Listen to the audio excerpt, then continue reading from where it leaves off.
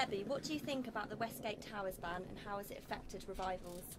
I think it's an absolute disaster. I think the traffic to start with wasn't brilliant, but the scheme is about 100 times worse than what we had before. How has it affected me? A lot of my customers do come in by foot from the university, and tourists are already here, but I have noticed that my regular customers from around at the coast, they're not coming in. They phone me and say that they can't get in because they can't park, and they just hate the scheme. How do you plan to deal with customers coming in from further than Canterbury? Well, I've been advertising, and if I have a bad week, I go on to sell online. I'm lucky because in my shop I can actually sell things online, but I do worry about service industries like hairdressers and cafes. They can't sell online, so obviously their takings are going to be right down.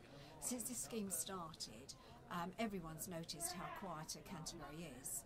The gridlock is around the Westgate Towers, around London Road, and people just get fed up of coming in. For example, I had one lady say to me that it took her from St Thomas's Hill to get into Canterbury 45 minutes, and yet it would only take her 58 minutes to get to London by fast train.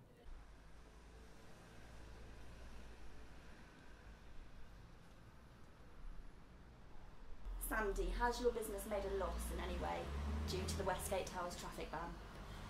My business hasn't actually made a loss per se, but what's happened is I've had to invest greatly in reinforcing the walls and renovating windows, for example, because the vibration and noise from the traffic has caused damage to the building, and also it's caused upset to the guests because of the noise.